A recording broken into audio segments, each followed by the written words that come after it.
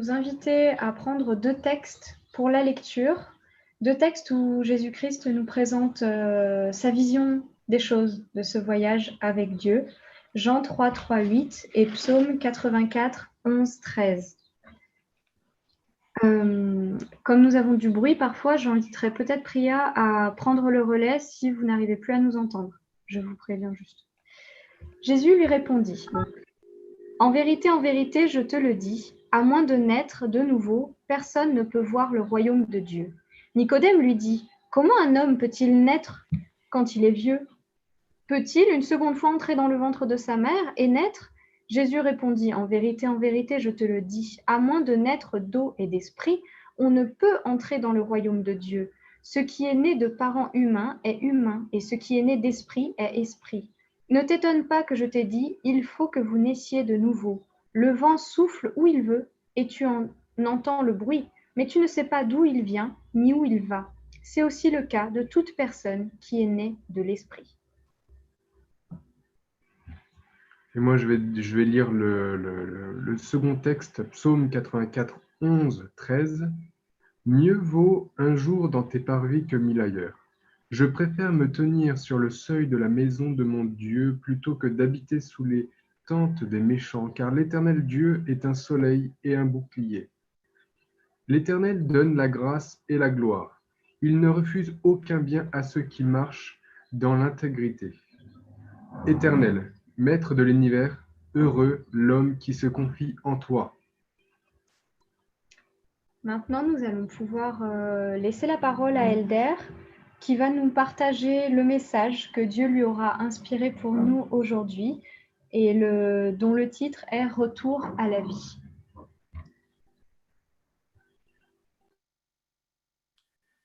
Merci Joanna, merci Jonathan.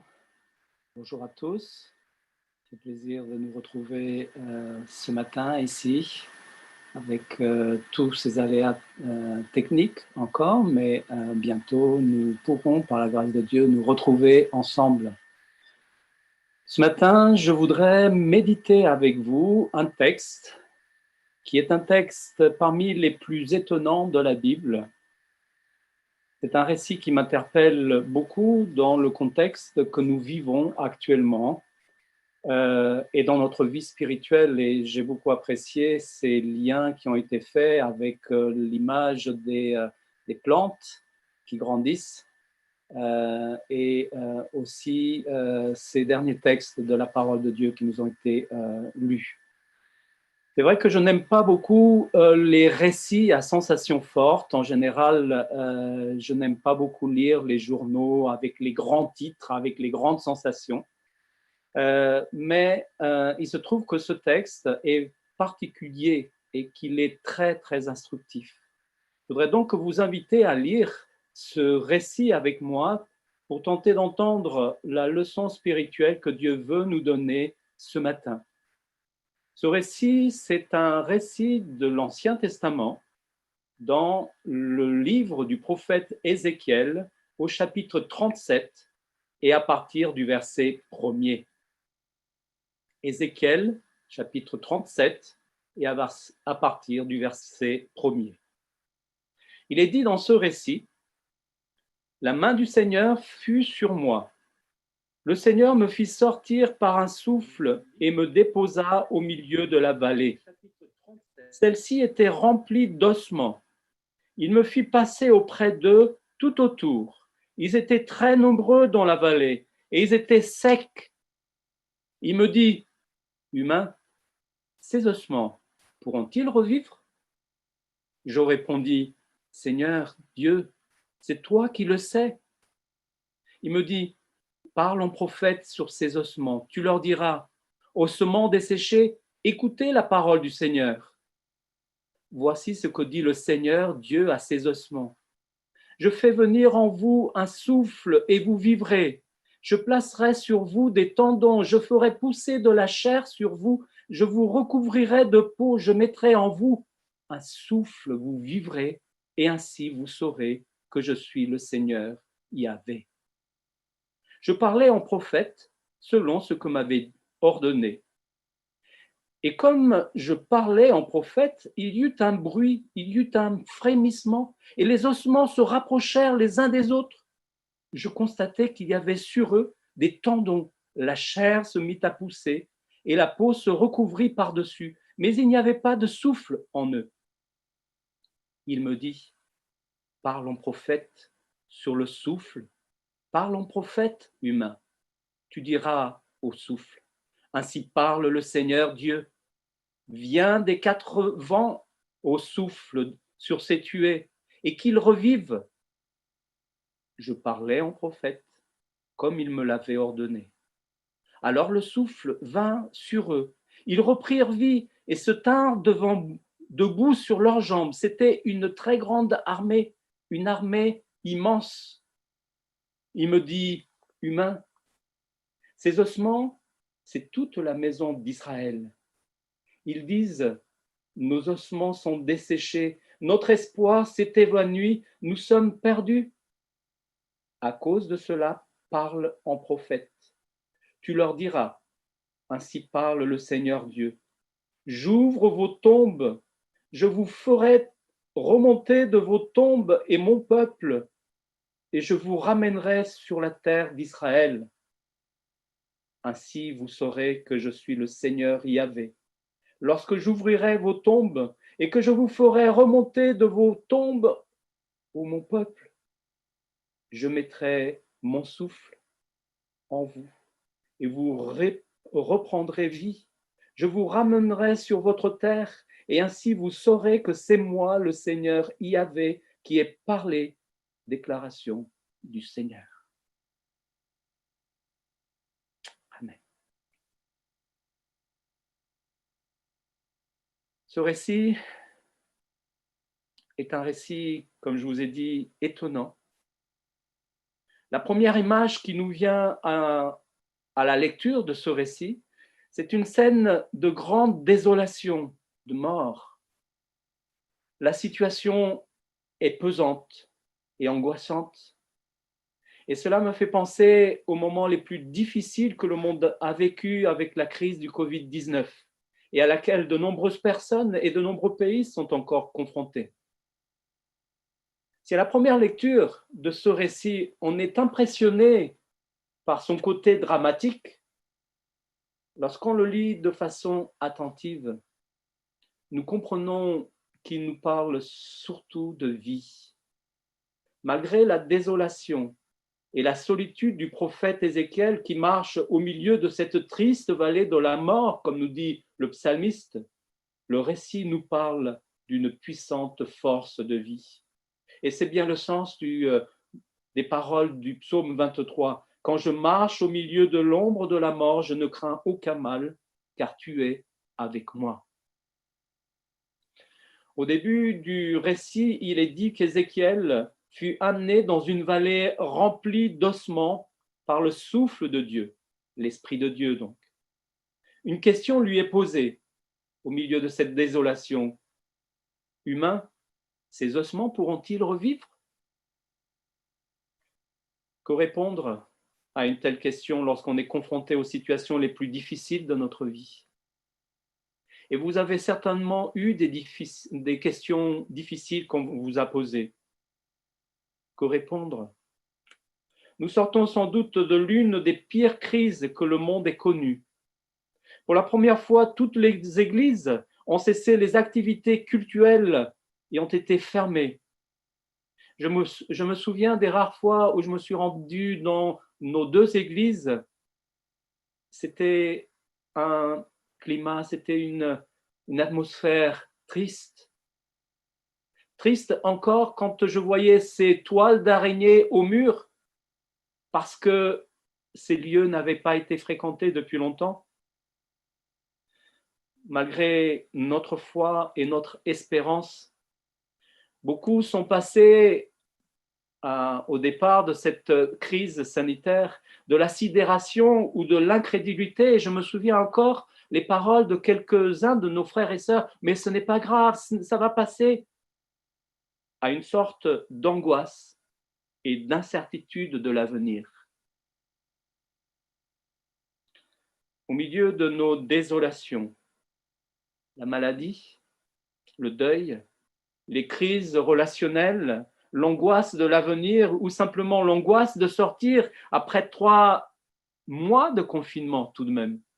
3 mois où on s'est senti cloisonné, où on sentait une atmosphère lourde.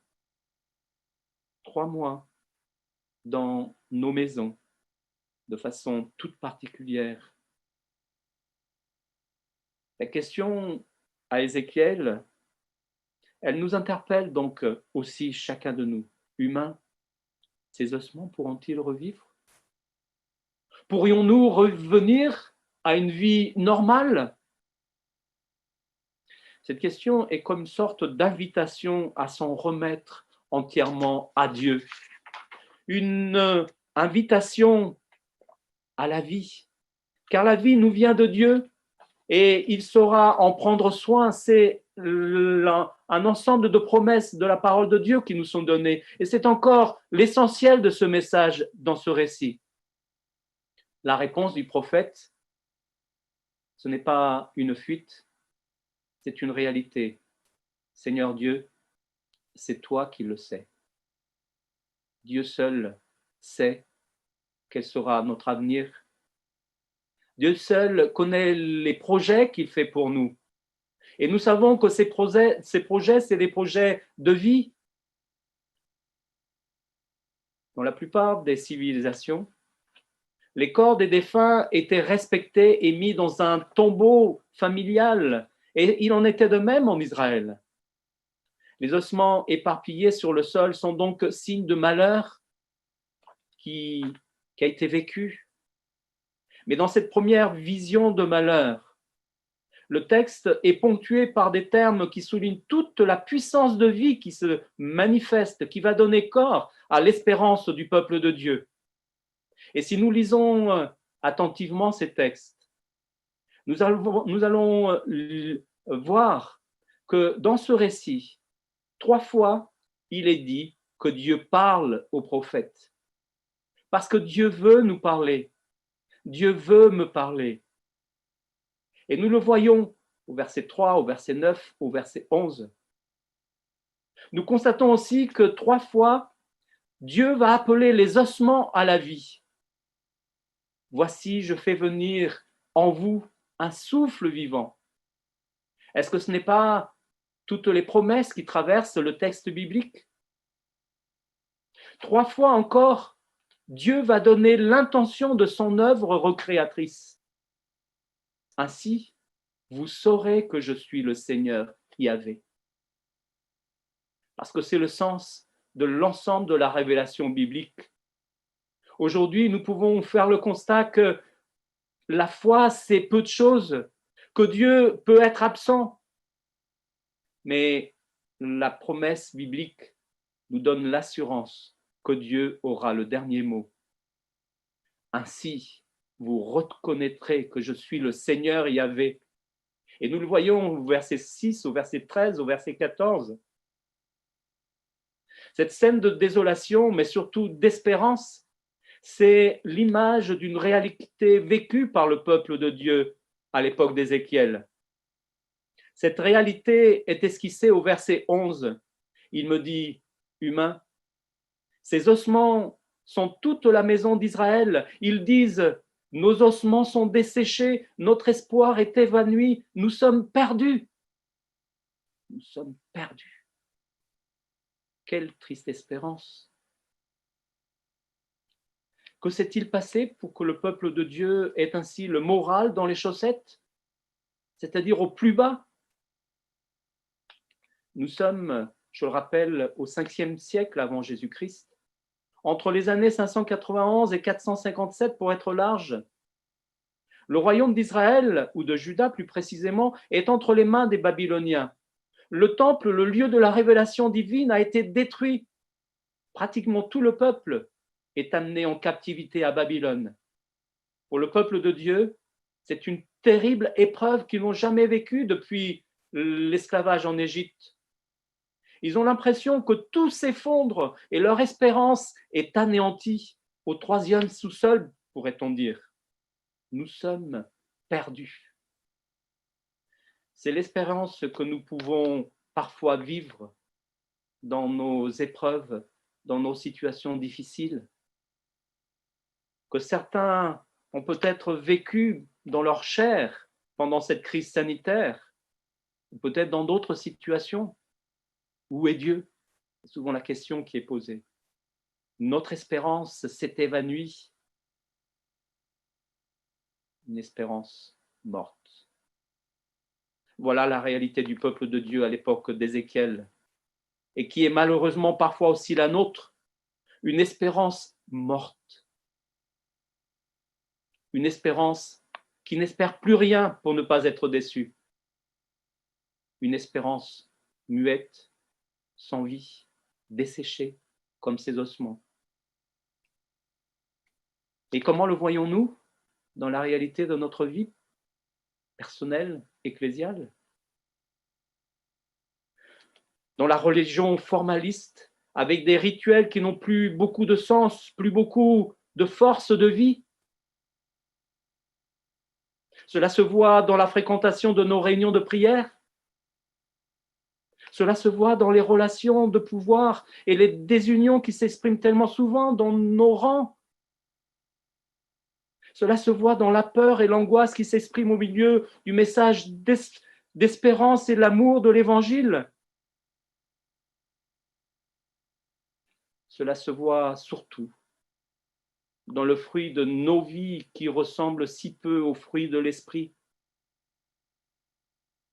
Oui, cela se voit malheureusement. Mais ce texte, ce récit, nous donne une espérance. Parce que nous avons un Dieu merveilleux, le Dieu de la vie, qui ne peut nous abandonner à notre triste réalité. Le verset 12, à cause de cela, parle en prophète. Tu leur diras, qu'est-ce que Dieu va dire? Qu'est-ce que Dieu peut nous dire aujourd'hui? Qu'est-ce qu'il peut nous dire ce matin? J'ouvre vos tombes, je vous ferai remonter de vos tombes, ô mon peuple. Frères et sœurs, Dieu, oui, veut nous ramener à la vie. Dieu veut nous sortir de notre confinement physique et spirituel. Dieu veut réaliser dans nos vies un renouveau spirituel. Pour cette raison, il veut insuffler dans nos vies la puissance de vie de son esprit. Il veut nous mettre debout, nous rapprocher les uns des autres. Et pas seulement pour ce déconfinement en route, à partir du 27, mais il veut nous rapprocher de cœur, d'esprit, d'espérance, de foi active, dynamique. Oui, Dieu veut redonner vie à notre espérance. Ainsi, vous saurez que je suis le Seigneur Yahvé, lorsque j'ouvrirai vos tombes et que je vous ferai remonter de vos tombes, ô mon peuple. Je mettrai mon souffle en vous et vous reprendrez vie. Et ainsi, vous saurez que c'est moi, le Seigneur Yahvé, qui a parlé et agi. Déclaration du Seigneur. Frères et sœurs, je ne sais pas si ces paroles trouvent un écho dans votre cœur. Je ne sais pas si vous avez bien entendu le message de Dieu contenu dans ces paroles. J'ai envie de vous les relire. Ainsi, vous saurez que je suis le Seigneur Yahvé, lorsque j'ouvrirai vos tombes et que je vous ferai remonter de vos tombes, ô mon peuple. Je mettrai mon souffle en vous et vous reprendrez vie. Et ainsi, vous saurez que c'est moi, le Seigneur Yahvé, qui a parlé et a agi. Déclaration du Seigneur. Frères et sœurs, ce n'est pas mes paroles. Ce n'est pas les paroles de votre pasteur, les paroles du Seigneur. En conclusion, et dans l'application que nous pouvons faire de ce texte, Ces paroles, avec le récit de ces ossements éparpillés, sont pour nous une fantastique promesse d'espérance. La réalité de notre vie personnelle, de nos églises, peut ressembler parfois à une vallée de l'ombre de la mort. Nous pouvons même ressembler, en tant qu'Église, à ces ossements desséchés, éparpillés, désunis, et avec une espérance au ras des pâquerettes. Mais Dieu nous fait une promesse. C'est que si nous le voulons, il a le pouvoir de nous recréer. Il a le pouvoir de nous ramener à la vie. Cette recréation, ce n'est pas seulement au moment de la résurrection, lorsque les trompettes des anges accompagneront Jésus dans son retour et qui retentiront et où l'on entendra la voix de Dieu ramener à la vie toutes ces personnes décédées. Non. Avant cela, c'est à une plénitude de vie, à un renouveau spirituel que Dieu veut nous ramener par le souffle de son esprit. C'est le message que nous connaissons dans Joël, ce message de la pluie de l'arrière-saison, ce message qui doit venir pour nous ramener, pour restituer, pour nous donner cette plénitude de vie du Seigneur. Dieu souhaite que l'on sache qu'il est le Seigneur. Il veut restaurer pour cela une relation authentique, une relation de confiance avec nous tous, entre nous tous.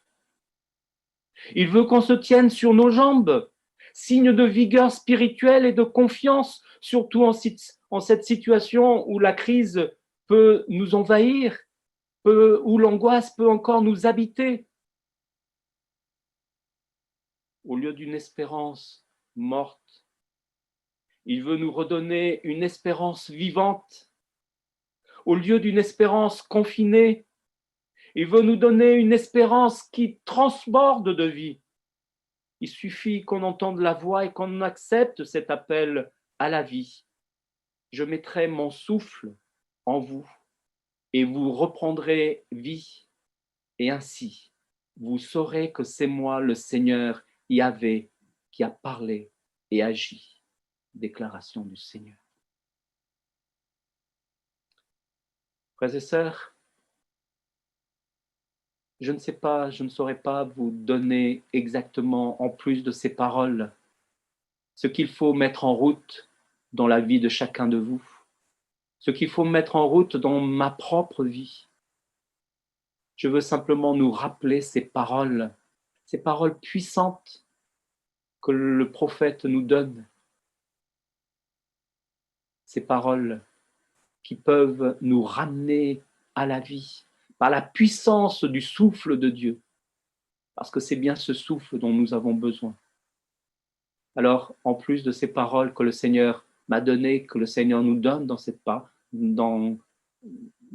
par la voix de ce prophète, j'aimerais vous inviter de tout cœur, vous conseiller de tout cœur. Prenez le temps pendant ces mois, ces semaines de repos, de vacances qui vont venir. Prenons le temps de lire, en particulier ce livre, vous vous souvenez peut-être de Helmut Aubeil sur l'Esprit Saint. Prenons le temps de méditer autour de cette vie spirituelle que Dieu veut manifester dans toute sa plénitude en nous, par la plénitude de son esprit qu'il veut nous donner. Frères et sœurs, ne restons pas dans cette vallée aride, cette vallée desséchée, mais confions notre vie au Seigneur. C'est ma prière.